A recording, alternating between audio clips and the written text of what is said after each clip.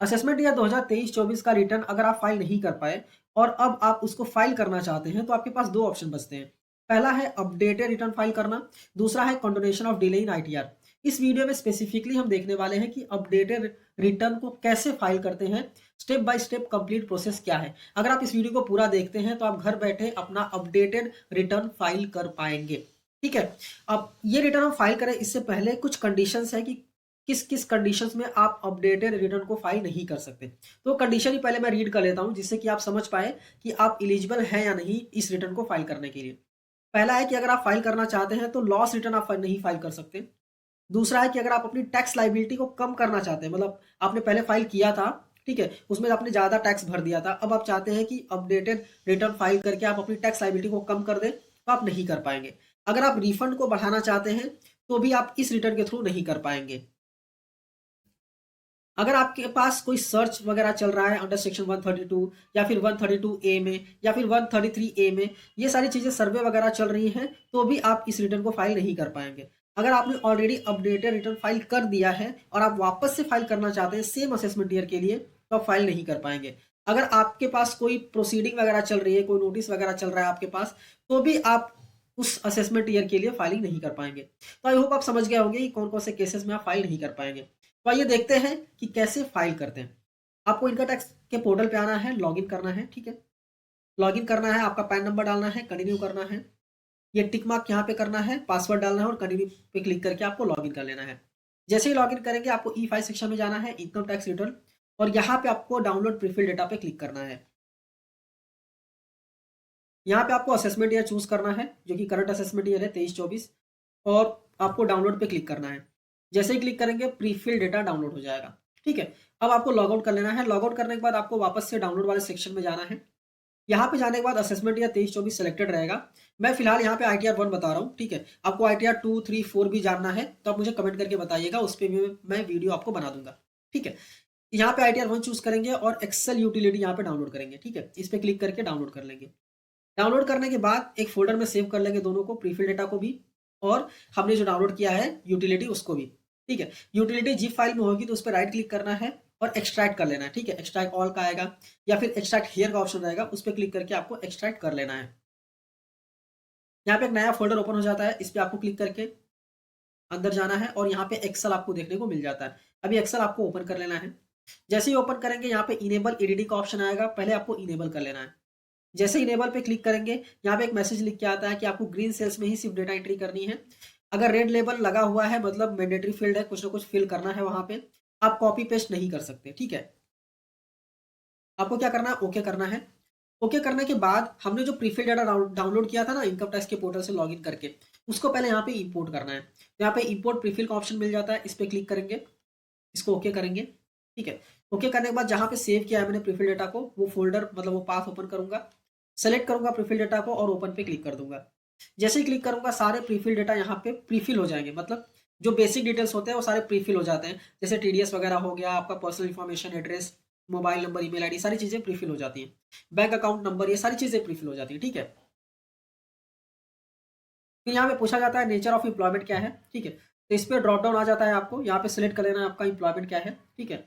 यहाँ पे आप और नीचे भी सिलेक्ट करके सिलेक्ट कर सकते हैं, कोई दिक्कत नहीं है। ठीक है।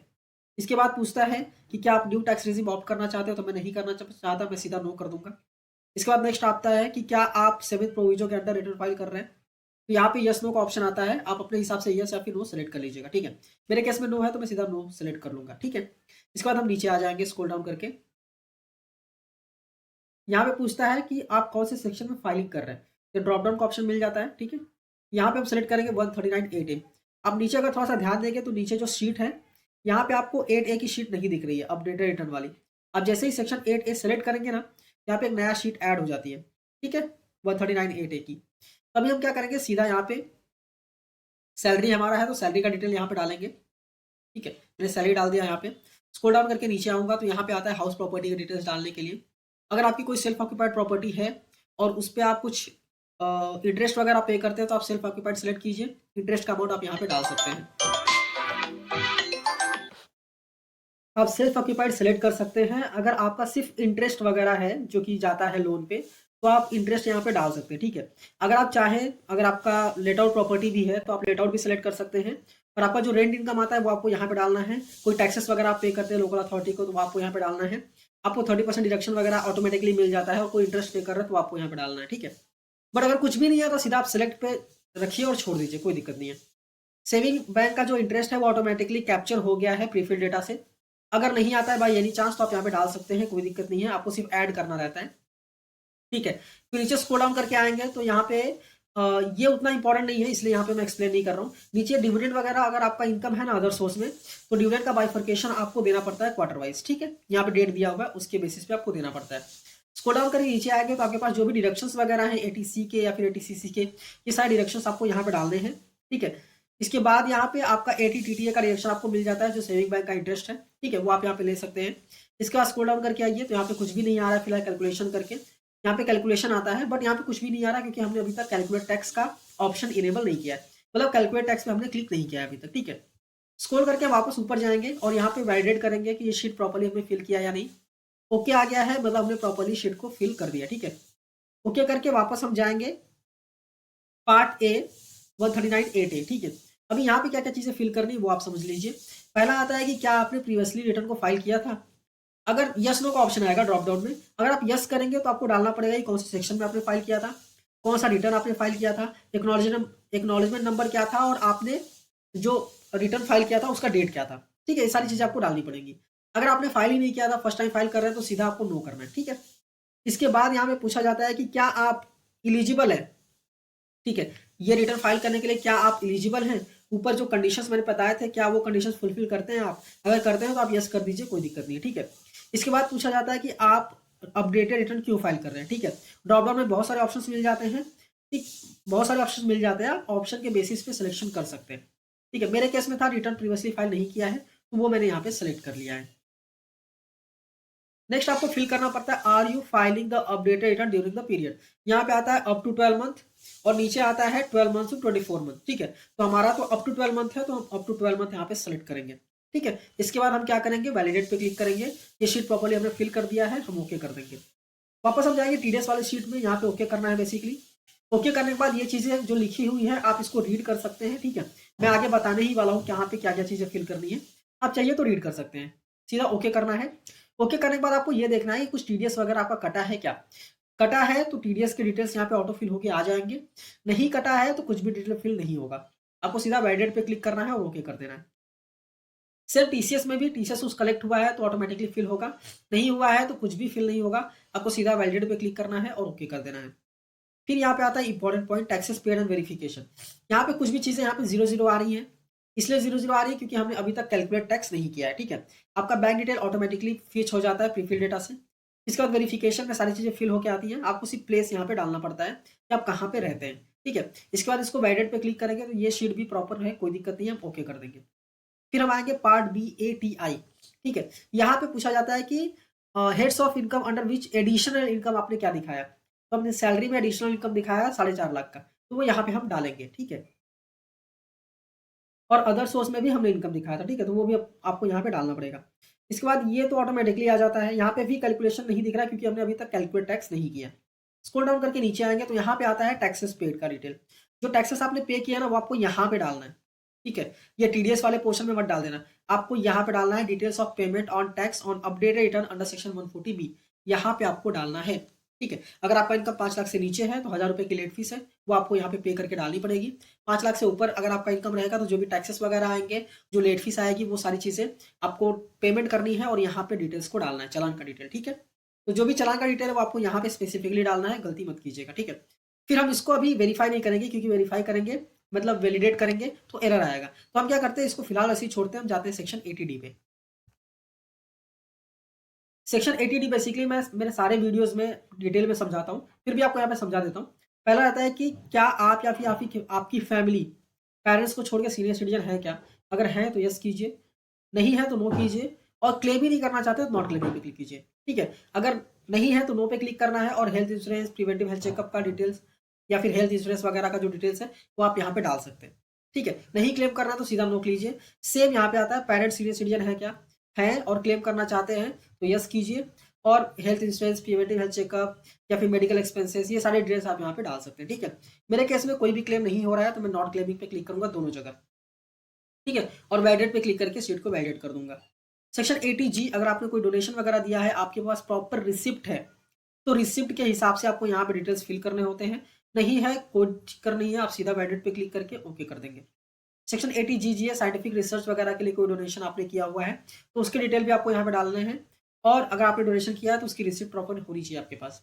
नहीं है, कोई दिक्कत नहीं है, वैलिडेट पे क्लिक करके ओके कर दीजिए।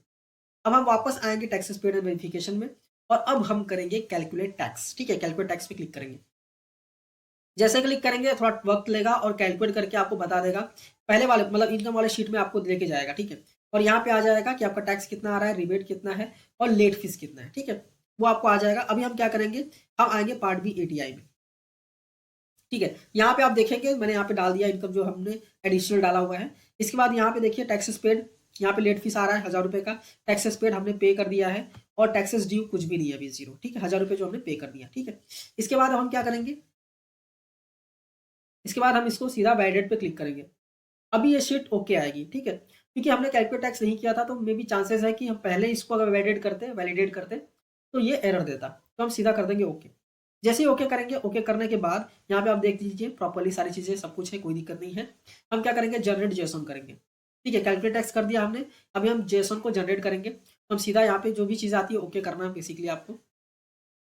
इसको भी ओके करना है और वापस इसको भी ओके करना है। ठीक है, जैसे ही ओके करेंगे एक नया शीट ओपन हो जाएगा। ठीक है, समरी करके, और इसमें बेसिकली आपके डिटेल्स दिखेंगे। आपको सीधा सेव जेसन पे क्लिक करना है। जैसे ही क्लिक करेंगे यहाँ पे आ जाएगा कि आपका जो जेसन है वो कहाँ पे सेव हुआ है। जनरली कहाँ पे सेव होता है, जहाँ पे आपने ये एक्सेल सेव किया ना वहीं पे सेव होता है। जहाँ पे आपने एक्सेल रखा हुआ है जो अभी प्रिपेयर कर रहे थे, वहीं पे जेसन भी सेव होता है। ठीक है, हम ओके करेंगे और आ जाएंगे इनकम टैक्स के पोर्टल पे। या फिर हम यहाँ पे देख लेते हैं, जहाँ पे देखिए यहाँ पे एक्सेल सेव किया ना, उसके नीचे ही यहाँ पे सेव हुआ है जेसन। ठीक है, इनकम टैक्स के पोर्टल पे आएंगे, लॉगिन करेंगे। लॉगिन करने के बाद ई फाइल सेक्शन में जाएंगे, income tax return, file income tax return पे क्लिक करेंगे। जैसे क्लिक करेंगे यहाँ पे असेसमेंट चूज करना है 23-24, कौन सा सेक्शन फाइल कर रहे हैं, अपडेटेड रिटर्न हम फाइल कर रहे हैं, सीधा यहाँ पे नो करना है आपको। ठीक है, और कौन सा ITR फाइल कर रहा है तो ITR 1 फाइल कर रहे हैं, हम सीधा कंटिन्यू पे क्लिक करेंगे। जैसे ही क्लिक करेंगे देखिए स्टार्टिंग में जो मैंने बताया था ना आपको, वही सारे कंडीशन यहाँ पे आ गए। ये कंडीशन फुलफिल कर रहे हो कि नहीं कर रहे हो। ठीक है, तो आप सीधा कन्फर्म पे क्लिक करेंगे। क्लिक करने के बाद यहाँ पे अटैच का ऑप्शन आएगा, अटैच पे क्लिक करना है, अपना जेसन यहाँ पे सेलेक्ट करना है और ओपन पे क्लिक करना है। ठीक है, ये वैलिडेट करता है। वैलिडेट करने के बाद अगर कोई भी एरर नहीं है तो वैलिडेशन सक्सेसफुल आ जाता है। ठीक है, इसके बाद प्रोसीड टू वेरिफिकेशन करके आप वेरिफिकेशन के ऑप्शंस यूज कर सकते हैं, आधार, OTP, नेट बैंकिंग, उसके बेसिस पे आप वेरीफाई कर सकते हैं। ठीक है, वेरीफाई करके अपना ITR जो है वो अपलोड कर सकते हैं। तो आई होप आपको क्लियरली समझ में आ गया होगा कि कैसे अपडेटेड रिटर्न आपको फाइल करना है असेसमेंट या 2023-24 के लिए। मैंने यहाँ पे ITR 1 आपको बताया कैसे फाइल करना है। अगर आप ITR 2, 3 या फिर 4 फाइल करना चाहते हैं तो आप मुझे कमेंट करके बताइए कि आपका क्या क्या इनकम है, उसके बेसिस पे कौन सा ITR आपके पास अप्लीकेबल है और उसके बेसिस पे हम आपको बताएंगे कैसे आपको फाइलिंग करना है।